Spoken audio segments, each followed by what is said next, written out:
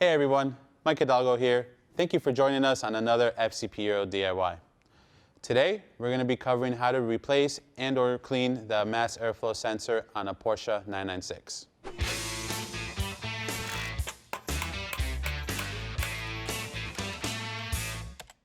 Today we're going to be working on a 996. Some symptoms that may lead to this job is one, simply if your check engine light is on and the vehicle is throwing a code for it.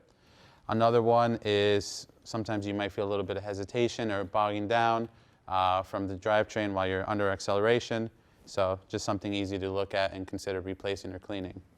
Now, the main reason why you want to look at this and either keep it clean or replace it is due to the fact that the mass airflow sensor not only measures how much air is going into the engine at any moment, but it is also responsible for making sure that the fuel injection system is making the correct adjustments as needed based on either the temperature of the air, how much air is going into the motor, or the altitude level that you're running at.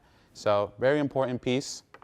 Now, before we get started on this DIY, let's take a look at the tools that are going to be needed for this job. Now, for this job, you're going to need a tamper-proof T20. Unfortunately, on our car specifically here, the T20s are no longer there. Someone has gone in there in the past and replaced the screws with 2 Phillips. So we're going to use a Phillips screwdriver to get the sensor itself out. And to get the cover out, to access the sensor, we're going to use a flathead screwdriver. You have 7 screws to remove and a couple hose clamps to get that out. So follow me to the car and we'll show you what this process entails. Thank you for joining us at the car. In order to get this air filter cover off, you're going to need to remove 7 screws along the side of the housing. You have a hose clamp at the throttle body. You have your mass airflow sensor up top that needs to be disconnected. And this oil filler tube needs to be popped out and put to the side. So first, let's start with the 7 screws.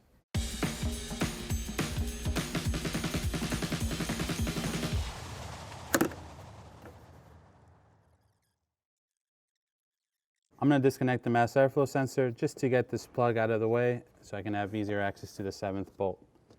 You want to pinch the tabs on either side of this. It helps to push it in first and then you can pull it off. Set that over to the side. Then we can feel for our last bolt. Now that all 7 bolts are done, all we have left to do is to remove the hose clamp that connects the intake boot to the throttle body. Make that nice and loose and simply pull off and lift.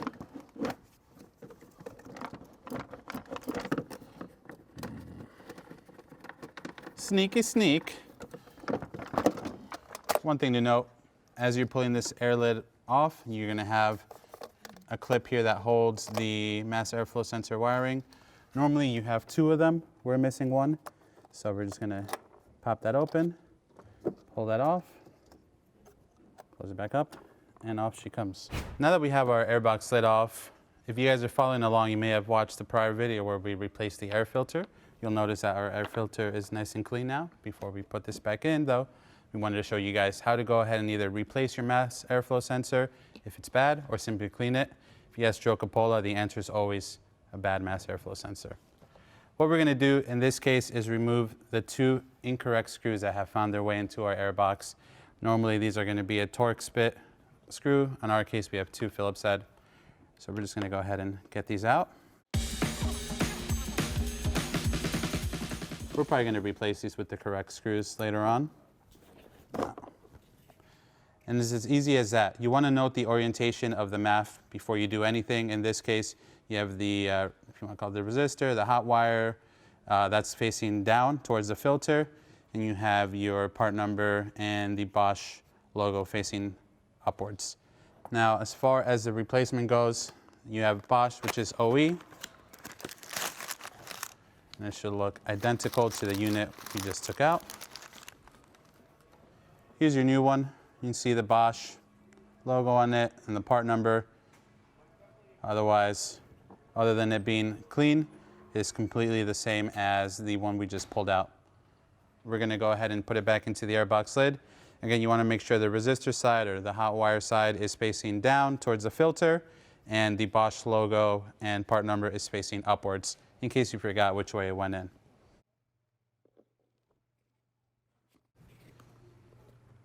Give it a little twist just so the seal doesn't bind up and cause any potential leaks. Don't want that.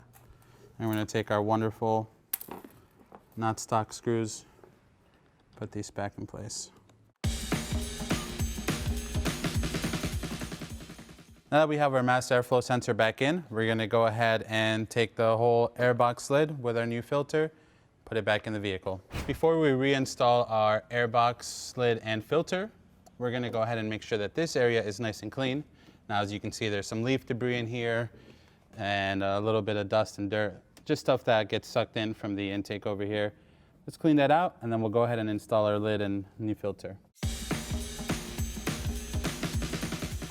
Now that we got this ready to install, I'm just going to run this MAF sensor wire through here so I don't forget about it.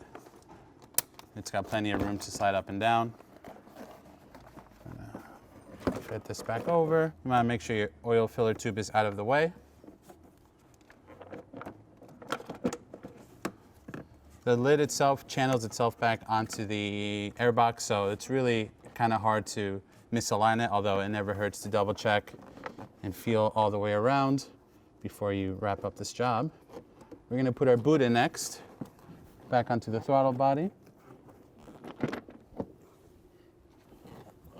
There we go. You want to make sure the boot is butted up to these ears on either side of the throttle body. One's for the TPS sensor and one's for the throttle linkage. Just a good reference to make sure that she's all the way on, feel all the way around.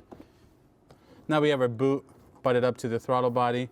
We can go ahead and put our hose clamp back in place and tighten it up. And then we'll put the 7 screws back in. We're just using a flathead to tighten this down. Now you want to go ahead and tighten all 7 screws that hold the lid onto the box. They don't have to be very tight. It is just a plastic lid after all. You just want to make sure that it's sealed properly.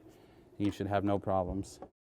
All right, I like to do the other side as well, just to kind of keep an even load on the plastic as it seals around the box, similar to when you're doing like an oil pan gasket or a head gasket.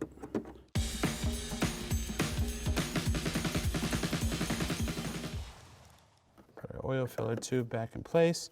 This just snaps in. And we can put in our last bolt. Now that our lid's secured and our intake boot is back on, all we have left to do is plug in our mass airflow sensor. Simply line it up with the grooves until it clicks, and that's that. And there you have it. That concludes the mass airflow sensor replacement on this 996. Very simple job. All you need is a couple basic tools, and you can get this done at home, on your workbench, or in your garage.